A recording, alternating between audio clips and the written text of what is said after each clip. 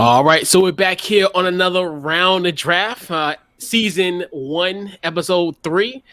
We here. We got our guy Mo, aka Mo Gotti, in the building. What's up, man? What's going on, bro? Hey, I appreciate you for having me on, man. This definitely gonna be a good little show, man. I'm ready. Absolutely, man. You know we're here. So tonight we're gonna do two for the price of one. We're gonna do we're gonna preview the wide receiver class and also the cornerbacks. So we'll get two of those done tonight for you. So let's start off with your top five, Mo. Who's your top five wide receivers coming into this class? So you want me to go the route, name them, and then who I got them compared to in the NFL as Um, I you- go? well, um, yeah, we can do that because we can merge the two together. Well, because I did the pro comparisons. Yeah, you can merge in between two. That's cool. Okay, Yeah, so we can do that. number one, as you know, as everybody know, I'm big. Jamar Chase. Yeah. Jamar Chase is the best wide receiver in this draft. I know respect to Devonta Smith and what he did this past year, and he won the Heisman. So it might be a little reach to some people to say that Jamar Chase is the best wide receiver in the draft. But, bro, we can't forget. I know he opted out and he decided not to play. But we can't forget what he did, the year prior with Justin Jefferson on the roster, with Thaddeus Moss on the roster, with Terrace Marshall Jr. on the roster. Justin Jefferson, first-round wide receiver last year. Terrace Marshall is a possible late first round, early second round wide receiver this year. So I think Jamar Chase, bro, him being 6'2", 200 pounds, he's not a small guy like Devonta Smith. I don't see Devonta Smith being the next Tyreek Hill of the draft. I think he's going to be a really good player. But number one, I got Jamar Chase. To compare him, I see a lot of Devontae Adams in Jamar Chase. Yeah. If you look at their build, Devontae Adams a little bit bigger. He's a little bit bigger than Jamar Chase when we talk about weight, but they're about the same build. So when I see him, I see his route running ability, I see his pass catching ability, and I think he's going to make an instant impact wherever he goes. I think a lot of these guys are, so it's not to say he's the only one. But I think he's going to make an instant impact no matter who snags him. I don't think he makes it out of the top 5. I know there's a lot of quarterback needs and a lot of projections for teams to move up. I just think some of these teams won't move up high enough for Jamar Chase to fall out. I think he's arguably the most talented player. You take away Trevor Lawrence, we might be talking about Jamar Chase could be the number 1 pick in the draft. Like, I think we could be talking about him and Devonta Smith. So, number 1, I got Jamar Chase. Number 2, Devonta Smith. Respectfully, the Heisman winner. So, number 2, I got Devonta Smith. My pro comparison is actually, I guess you could say, an old school guy to the new school cats, Marvin Harrison. Everybody's saying it, so it's no need to go away from it. Marvin Harrison, bro, he's a small guy, and look, being compared to Marvin Harrison is comparing you to a Hall of Fame wide receiver, a guy who's a Hall of Fame wide receiver. He had a great career alongside of Peyton Manning. I think Devonta Smith is actually going to end up probably going to one of the better situations when we talk about receivers, because Jamar Chase could end up in New York. Devonta Smith could end up in Miami. It's a high possibility. Based on our mock draft for the network, we actually got Jamar Chase going to Miami. But I think it's very possible if they decide to rock out with Sam Darnold, they're going to battle between whether we get him a weapon or get him a guy to protect him, which would be, Penny Sewell. So I think it's going to come down to who you like over Jamar Chase and Devonta Smith. If it was me and I'm going wide receiver, I picked Jamar Chase as the first receiver off the board. But Devonta Smith is a close second. He's pretty much been the best wide receiver on Alabama for the past couple of years, and that's a lot to say with having Jalen Waddle on that team, Jerry Jeudy on that team, and Henry Ruggs on that team. Devonta Smith has arguably been the best receiver with all those guys. He was arguably the best receiver last year with all those guys on that roster coming out of college. So I definitely got Devonta Smith number 2. I got Jalen Waddle number 3.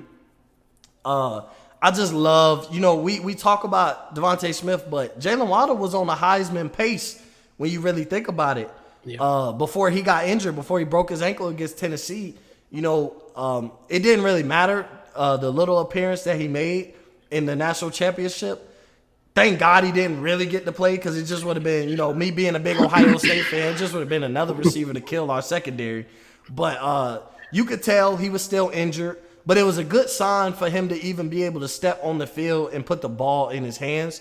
So I think come draft time, I don't think his injury is going to be a concern. I think he's going to be 100% come draft time. I think he's going to participate in his pro day, but you could tell he wasn't ready.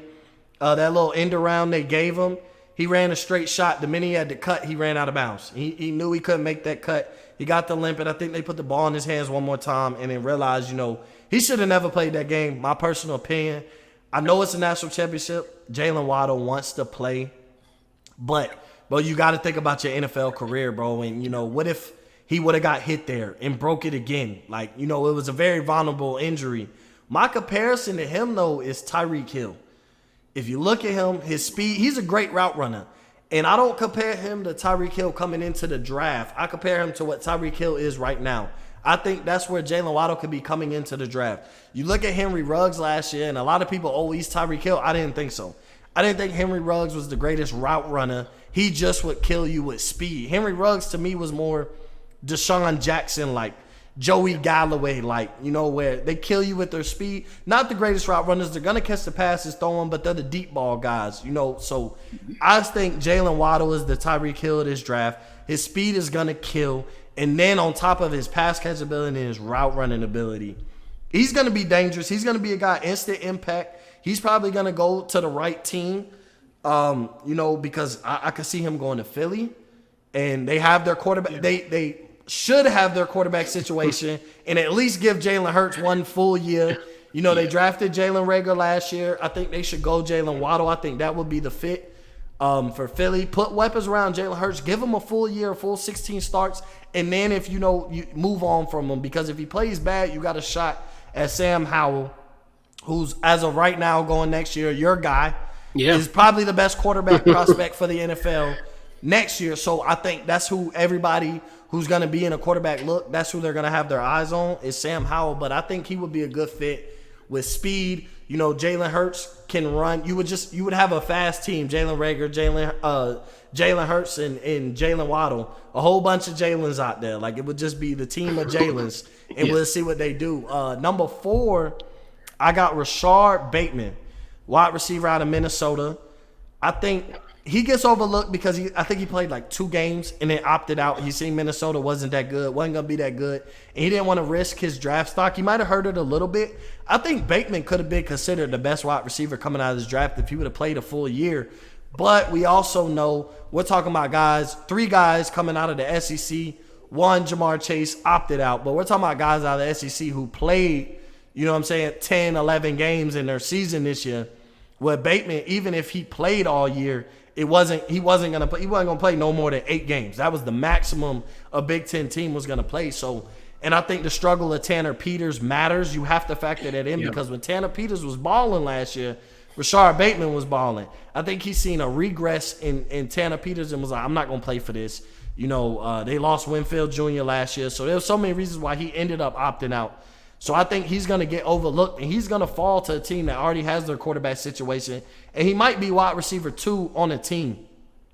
I wouldn't be surprised if Miami skipped over wide receiver with that number 3 pick. I almost wouldn't be surprised if he fell to 18, and Miami sees him at 18 and they snag him because you wouldn't be wrong. You have Devontae Parker. So I do think Miami would be a good fit. There's a few other teams, but I wouldn't be surprised. Our guy Stu says come to Indy.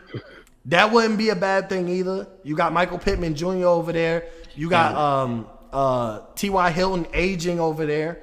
Go ahead and put Rashard Bateman. Let Michael Pittman Jr. in his second year get you a Rashard Bateman. You got Carson Wentz now at quarterback. So it looks like you have your quarterback of the future. Didn't trade much for him. So if Carson Wentz doesn't pan out, they could revisit the quarterback situation in a year. You know what I'm saying? They don't end up losing their first-round pick if Carson Wentz doesn't hit certain milestones. So they didn't give up too much to say, we're going all in. To me, they didn't go all in. They can reevaluate or evaluate Wentz during the season to see if that's going to be their quarterback moving forward.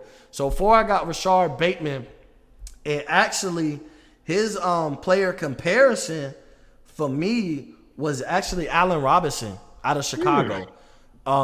With everything I said about Bateman, I think that's with Allen Robinson. He goes under the radar.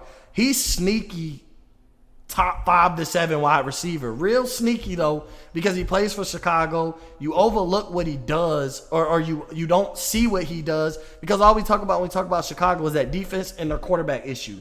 But even through their quarterback issues, Allen Robinson has been a productive wide receiver. He's productive in Jacksonville, left. He's been productive in Chicago. May not be a Hall of Fame wide receiver, but he's going to have a really productive career. And I think that'll be the path that Rashard Bateman goes on, is more of the Allen Robinson route. And then at number 5, it was tough. I seen a lot of boards. A lot of people are high on Rondale Moore. I'm not. And the reason why is we seen Rondale Moore in college with Tavon Austin. So so I'm kind of scared to go to Rondale Moore route. So I got Terrace Marshall as my 5th best receiver coming into this draft. I think a lot of guys have Rondale Moore and then he's 6. I got him 5. He's a big receiver. He's not the fastest receiver in the draft, but he's sneaky good also. Don't underlook at what he did. They had a quarterback issue, inconsistent quarterback play this year. He decided to play. But look, he was another great pick.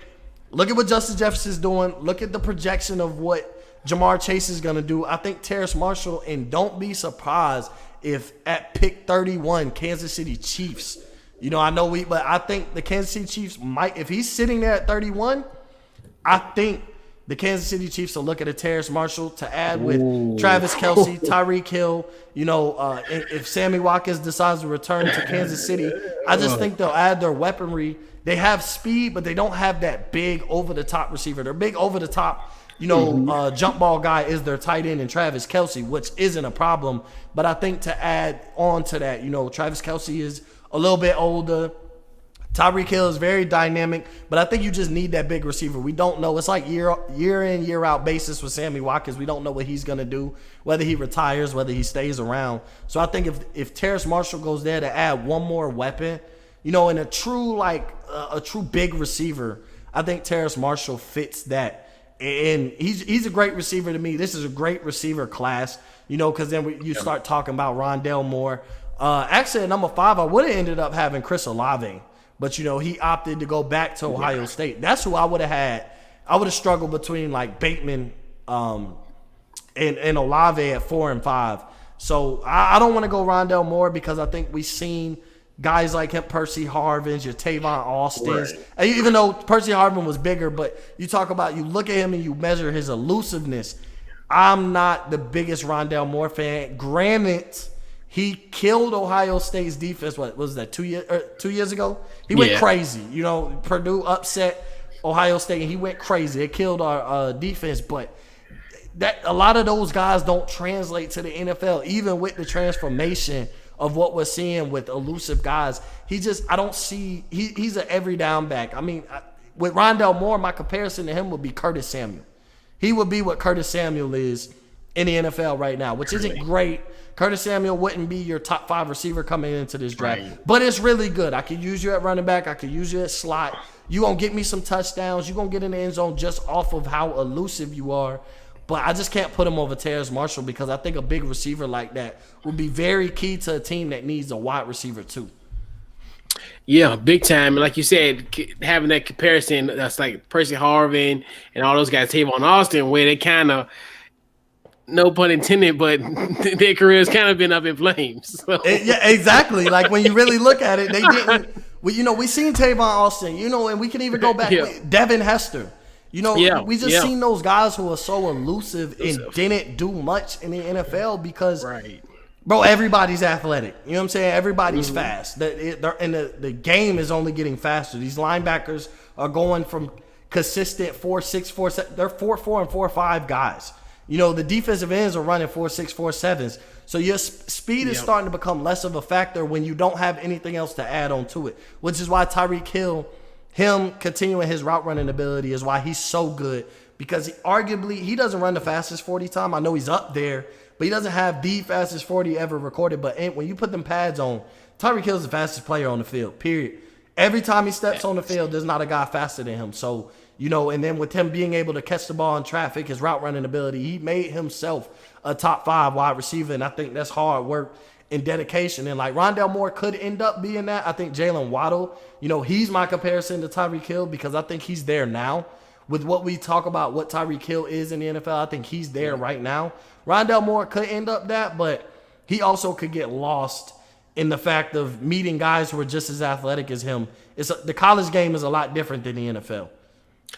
Big time, man. Like you said, the transition, everybody's fast. Like exactly. Right. So, out of this wide receiver class, who do you see having the most having an immediate impact? I wouldn't say an a la like Justin Jefferson, but someone of that kind who can make an immediate impact. I'm going with my number one guy, Jamar Chase. I'm going Jamar Chase. He's gonna have immediate impact. I don't care if it's Sam Darnold throwing him the ball. I don't care if it's Tua Tagovailoa throwing him the ball.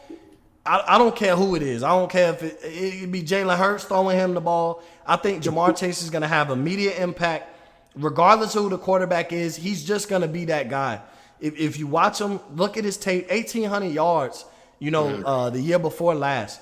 That's not a fluke with, like we said, with Justin Jefferson. And you got to look at his counterpart, Justin Jefferson, and what he did as a rookie. There's no fluke in that. Look at the LSU wide receivers. They've made immediate impact since they've been in the NFL. Look at DJ Chark, Odell Beckham, Jarvis Landry. Now we're talking about Justin Jefferson. Ohio State is starting to put a lot of wide receivers in the NFL as of late, as of the past 10 years. LSU is doing it, and they're doing it at a successful rate. Like, they're in the argument for DBU. They might be wide receiver U. When you talk about Odell Beckham, Jarvis Landry, DJ Chark, now Justin Jefferson, and we're looking at possibly Jamar Chase and Terrace Marshall, who might make immediate impacts. But I'm going with Jamar Chase. If I went with a guy right now, I'm putting my chips on to win Offensive Rookie of the Year, and I have to pick a receiver, I'd pick Jamar Chase. Big time. So, round out the wide receivers. Who is a sleeper in this draft that we need to watch out for? Dude, a sleeper? Man, a sleeper in the draft gets tough. I don't want to go a guy name, but I would Terrace Marshall. Like, he's not getting a lot of love for what and I think he could be a day one starter at majority of teams because you have to look at situations. His draft stock is late first round, early second round. It's very possible he goes to a really good team, which makes it easier when Patrick Mahomes is throwing you the ball, or Russell Wilson, or Tom Brady, or Aaron Rodgers. When guys like that are throwing you the ball, it makes it easier. So I think Terrace Marshall is the sleeper. We could go deep, but there's a lot of guys that are getting a lot of love that I don't like as much. And actually, I go him and Nico Collins from Michigan. I'll go a guy having Nico Collins from Michigan. Donovan Peoples-Jones coming straight. I hate Michigan, but Donovan Peoples-Jones was my sleeper going into the draft last year. If you remember, we was doing all this draft stuff, and after the draft, I told everybody that Donovan Peoples-Jones going in the 6th round to the Cleveland Browns is probably one of the best value picks in the draft. And the reason why, he was hurt. He didn't get a lot of love. He was injured. So a lot of people didn't factor into his stock. He would have been a first-round wide receiver. I really believe if he didn't get injured, he was going to be a first-round wide receiver. I think Nico Collins is the same thing. He's talented.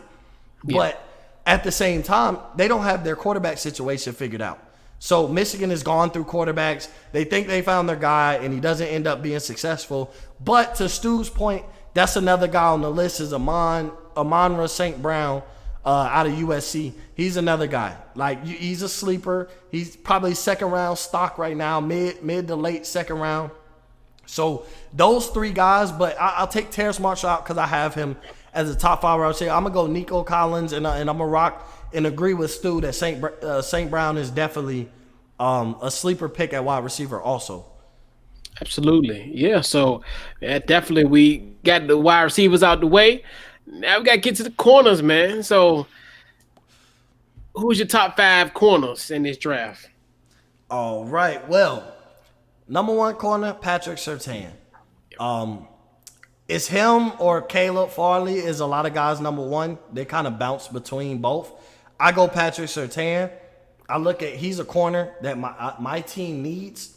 I think we might be the first team to pick a corner in the draft. And so who would I rather have? That's why I value is who would I rather have, Surtain or Farley? I'd rather have Surtain. One, he played last year. So I know what I'm getting. I'm not banking on from the year before. I know what shape he's still in football shape. I know they all have the offseason, but Farley skipped the whole season. And there was still, to me, there was some questions around Farley. We'll get into him soon, but I think Patrick Surtain is the best corner in this draft. Not by far. It's not far, but I think he is the best. And my comparison for him is Stephon Gilmore. You just look at him. He's 6'2", Gilmore 6'1".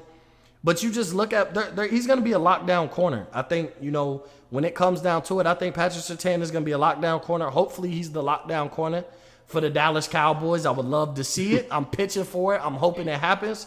But yeah, I think he's the number one corner. It's not much to say. Look at him. Look at Alabama corners. Look at Alabama secondary. It's always safe to say that an Alabama corner is going to do something in the NFL. Look at they're another team that puts defensive backs year in and year out in the NFL. Look at Marlon Humphrey. We could go down the line of names that Alabama has as far as defensive backs. So I think he's a safe pick at number one.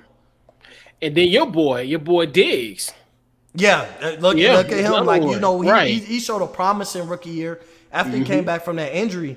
Diggs looks like I would love to pair the Alabama corners over there in Dallas. I would love that'd be a young core. I wouldn't expect a lot of shutdown, island over there in Dallas, but you're looking at a rookie and a second-year corner. Yep. But I would look at a promising start to rebuilding a secondary that has been needed for for years. Like, that has been our weakest part of our defense for years, even with having a good front seven at one point. That's been our weakest part of our defense for years. So, I would love for Patrick Surtain to be in Dallas, and we take the top corner. With second, I'm gonna shake Stu up because I don't agree. I'm going J.C. Horn, cornerback from South Carolina. I think he's the second best corner in this draft. I'm starting. You seeing where I'm going? I'm starting to shake things up. I think J.C. Horn. I think he has less questions about him. He played this year. Now, granted, he had few holding penalties and a couple pass interferences that kind of have people like, okay, is he the greatest defender because he had to hold on to a guy to prevent him? But that happens. You know what I'm saying? It happens. He's playing in the SEC. So you do have to value against who he's going against. He's in South Carolina. He's going against your Devonta Smith, your Jalen Waddles, like my top 5 wide receivers. He's going against those guys. So I don't want to devalue that by him having to go against a lot better competition than Caleb Farley ever had to go to playing in the ACC. Outside of Clemson, what wide receiver did he really have to guard in the ACC playing Duke? You know what I'm saying? Other than or North Carolina, I give North Carolina their credit as far as. But outside of that, what competition did he really have playing in the ACC? That's my biggest thing. You got to value these guys on their competition, and those two, Surtain and Horn, playing in the SEC, the numbers speak for themselves. So I got J.C. Horn number 2. My player comparison, Marlon Humphrey. I think he's Marlon Humphrey. I don't think he'll ever reach top 3 to 5 cornerback status, but I think he'll be in that 6 to 9 range, which is where I think Marlon Humphrey falls. So I think that'll be like, you look at Marlon Humphrey and how his career goes, I think that'll be J.C. Horn. Number 3, finally hit Stu's boy, Caleb Farley. There's a lot of questions around him. As far as, one, he skipped a year. Like we say, he skipped a year, and I think that that takes a little bit of value away because there were some questions that we want to answer in this season for him. So in his player comparison, this is why I'm getting into the nitty. Eli Apple. Caleb Farley's player comparison is Eli Apple. I told you I had one guy I'm going to come off as disrespectful, and it's Eli Apple. And here's why I say that. I think he's going to be what everybody thought Eli Apple was going to be. That's why I say Eli Apple. Everything I hear about Caleb Farley, I literally heard about Eli Apple coming in about him coming into the draft. And you know, if I know any players, I know Ohio State players. Yeah. I was surprised that Eli Apple had the stock being labeled as the best corner coming out of the draft. He got picked top 10. I was surprised. I watched Ohio State his last year. He was getting burnt. He got murdered by Indiana. He got murdered. Like, Eli Apple was a guy, I'm like, what? And he's going to be a top 10 pick? But it was going to be, the projections were, he's long, he's athletic, he jumps high, he can hang with any corner. So that's where I'll go with Caleb Farley. I think he's going to be, his player comparison is Eli Apple, because if you look at how they measured them coming into the draft, it's practically the same. So he's going to end up being what Eli Apple should have been. And I still don't think Eli Apple, if he would have been what they said, I don't think he would have been a top corner, but he would have been a really good corner. If he's your corner number 2, you got a great secondary going on over there. So I think that's why I go with Caleb Farley. Any thoughts on that one? Because I seen your face. I told you was going to make a face and you was going to be surprised. But that makes sense now when how you kind of wrapped around, because, Eli had a lot of promise. He was a guy, but it was promise that is what they were banking on. And I think it's the same thing with Caleb Farley. I just think he reaches the promise. Right. And like you said, they are eerily similar as far as college careers and kind of the overhypeness. If that's a word. Like in a sense, like it's a little overhyped. And like I said, people are going with Caleb Farley as number 1. And I can't see a guy be compared, sound like his draft write-up, his profile has Eli Apple written all over it. Read what people say about Caleb Farley and go back and read what people said about Eli Apple. And you're literally going to be like, Mo, you hit that on the head as far as what was said about both of those guys. So that's why I go with Eli. But I just think he's going to be what Eli Apple should have been. So I do go there with that route with Caleb Farley. Yeah. Number 4, I got Ahsante Samuel Jr. I think a lot of people have him here. I think he might be floating around late first round, early second round. With another guy I would love for my Cowboys to get, if we go a different route, if we went a different route in the first round, I would hope he's still available in the second round. I'd be okay not going corner first round. If you could tell me right now, Dallas doesn't go corner first round, but they end up getting Ahsante Samuel Jr. in the second round. He's a lot like his dad, literally. My player comparison for him is Casey Hayward, but he is a lot like his dad. But a modern day Casey Hayward is a lot like Ahsante Samuel. So, I got him compared as Casey Hayward. His speed and his footwork as a defender is crazy. He doesn't create a lot of turnovers. He played in Florida State, which didn't get a lot of love. They were a bad team, so you didn't watch Florida State much. A lot of people, you didn't get to see. He has great footwork. He's a great on-ball defender. The only problem is does he create enough turnovers to really be considered a lockdown corner? But when I look at corners and I want a lockdown corner, I go back to Darrelle Revis when he left the Jets and went to the Bucks. Everybody tried to count Darrelle Revis out. I'm not saying he's going to be Darrelle Revis, but when I talk about a lockdown corner, everybody, Darrelle Revis wasn't getting the interceptions that he was getting in New York. Yeah, but if you look, they wasn't trying him in Tampa the way they thought they could try him in New York. And the difference was when he was in New York, you had to pick your poison. Am I going to throw the Darrelle Revis side or am I going to throw the Antonio Cromartie side? You had to choose one or the other. That's not somebody, you're going to get turnovers at that point. I got him locked down and you're throwing my way. But when he was with the Bucks, it was literally Revis Island. He just didn't get the turnovers, so they feel like they overpaid and didn't get the corner they paid for, because you look at his turnovers, but look at the percentage of the times that quarterbacks looked that way and threw the ball that way. Not much. Literally locked down the whole side of the field. So that's why I look like Ahsante Samuel Jr. I don't care about turnovers when you're locking down the side of the field. Casey Hayward, and even though he's not as big, Byron Jones didn't create a lot of turnovers in Dallas. He was a lockdown corner, though, but he didn't create turnovers, and that was the problem for Dallas. Why they didn't want to pay him all that money, because they're like, look, we need a guy to get turnovers. I understand it. But when a guy's locking down the side of the field, you should be, they're not throwing his way. I'll pay for that. I'll pay to X off one side of the field. I'll pay top dollar to get a corner that's going to do that. Hence Stephon Gilmore. Hence Tre'Davious White. These guys are leading the league in interceptions with 5 or 6 picks. Why? Because that's all they're going to get when I'm locking down the whole side of the field. I'm not going to have 10, 11 interceptions, when I'm locking down the whole side of the field, I'm going to very rarely get opportunities to pick off the ball. So I have to jump on it. But you look at a lot of these guys leading in interceptions, they're not getting 10, 11, 12 interceptions no more. It's 5, 6, 7 because these guys are literally locking down the side of the field and they're looking the other way. So I got Ahsante Samuel at number 4. And then at number 5, I got Greg Newsome, cornerback out of Northwestern. I see a lot of Kyle Fuller from the Chicago Bears in him. He's not his Kyle Fuller doesn't get talked about a lot. He gets lost in that defense as far as they got Khalil Mack. They had Nathan.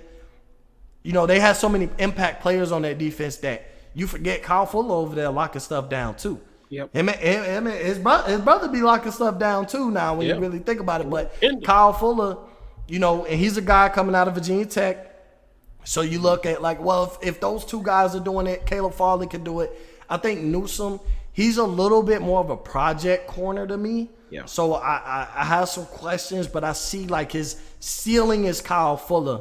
That's why I go number 5. This is a heavy defensive back draft when you talk about corners and safeties, but I don't think it's particularly deep at one position. I think corner is very deep when you start looking at, like, I think Shakur Brown is going to be a guy. You know, I get into him in a second, but I think they're deep when you talk about the later rounds. But we talk about the guys who should be making immediate impacts. There's about 5 or 6 guys I think that can make immediate impacts at corner. About 3 or 4 guys I think that'll make immediate impacts at safety. But I got Greg Newsome rounded out at number 5. Okay. Yeah. And it's funny, and you just alluded to, so you have any definitive cornerbacks that you see that's going to make an immediate impact? I'd have to go with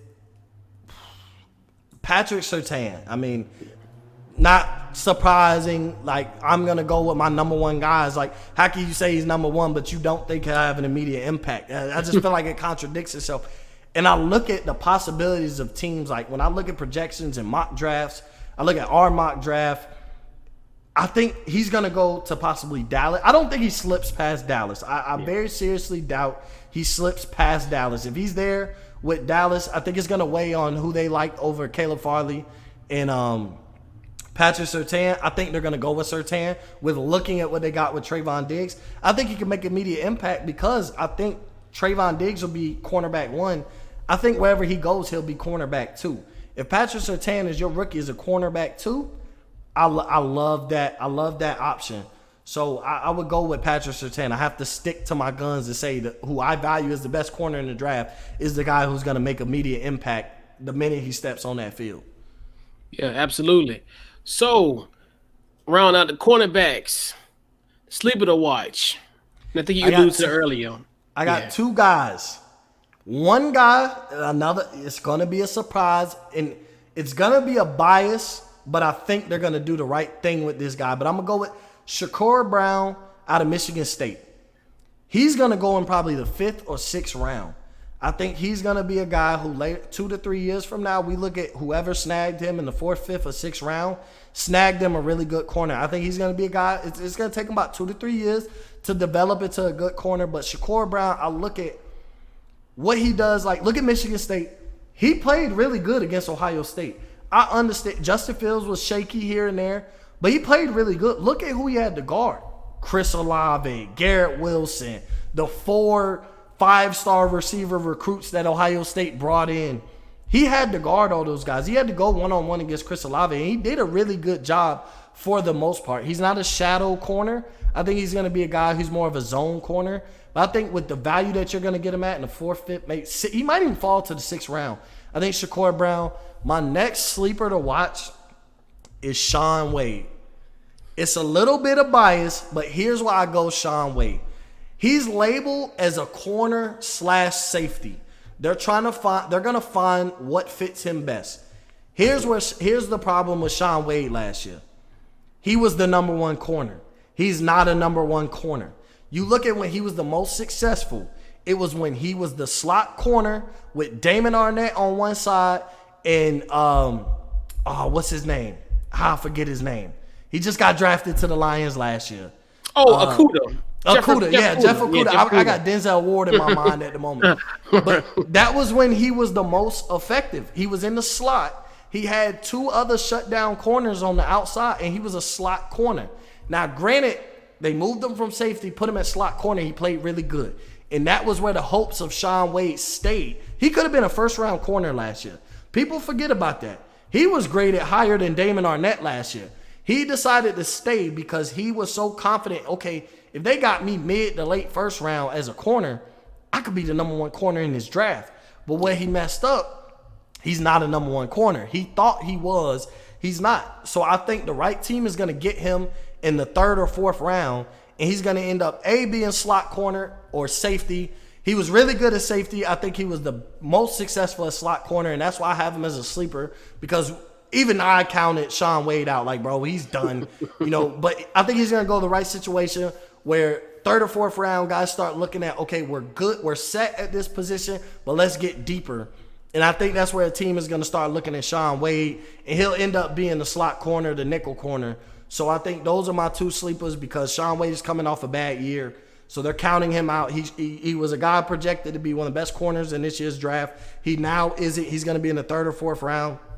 I don't see him falling any farther than that. He'll be 3rd, maybe 4th if he falls to the low end. So those are my 2 sleepers. Is Shakur Brown out of Michigan State. I think he'll be great value at the 5th or 6th round. And I think Shaun Wade will turn out to be really good value in the 3rd or 4th round as long as the team makes the right move to realize he's not an outside corner, put him in the slot. And if he doesn't work out in the slot, he is a hybrid that could go safety. And that'll be where he's a sleeper, is because he's going to come in as a corner, but he can move to safety, where he played alongside Malik Hooker at one point. So I do think that's something to watch out for, is those 2 corners. Yeah, absolutely. So we'll put a bow on this week's round of draft. So Mo, man, where can they find you on social media? Yeah, at Up in Flames Pod, everywhere, Twitter, Instagram, Up in Flames Sports Podcast on Facebook. Go offtheballnetwork.com. Go check all of us out. We all have written articles. We're pumping out daily shows. Shout out to Steven and them. They got Rashad Phillips on their show right now. Me and Chris just did a show about an hour and a half ago with Ronnie Brewer. Everybody, you got your round of draft going. We got the mock draft going, picks 11 through 20 tomorrow. There's so much content with this NFL draft. We're in the middle of the NBA season, All-Star break coming up. So we about to continue to do the halfway point of the NBA season. It's so much going on at Off the Ball Network. So make sure you check that out. Jurgen Coney, our NHL guru, got to give him a shout out. Yes. Shout out Stu, our quarterback guru. I got to give all my guys a shout out. Couch Coach, you do your shows every week. Stay consistent, stay lit. Everybody watches them. So, but offtheballnetwork.com, you can find everybody individually there. My personal account, Mo_Cheese15. So, I'm more engaged on my personal account. I just more post my sports content on my podcast page. So I engage on there too. So definitely follow all those websites out. You can listen to my podcast almost anywhere, any podcast platform there is out there. So, and Couch, I appreciate you for having me on. Yeah, man, definitely appreciate it. And I'm definitely looking forward to being the general manager of the Miami Dolphins and the Minnesota Vikings tomorrow night. So definitely that's something to look out for. So anybody watching, y'all definitely go check that out tomorrow. We didn't do picks 1 through 10 live. We're going to do picks 11 through 20 live. I think everybody, we're deep tomorrow. Okay. It's about 7 of us. I'm just going to mediate. I'm going to let y'all do y'all draft, and I'm just going to mediate the thing. But we're going to do a live show tomorrow. Let everybody hear what the network got to say. Everything's popping. We gotta put names to the faces and do more than just audio. So it's going to be a live show tomorrow. Yes, indeed. I'm definitely in the war room now. Got working on some stuff. So definitely looking forward to tomorrow night. And my picks. And Jeff, I'm not gonna get a running back. I'm not gonna get a running back. Jeff hates running backs. We gonna absolutely. As long as we talking football, we're gonna. Jeff hates running backs. So we're gonna keep that going. Jeff hates running backs. Yeah, man. So this has been another round of draft. We talked about the wide receivers in the corners. Definitely huge shout out to my guy Mo for coming through tonight. And man, this has been this week's round of draft. We'll catch you next week.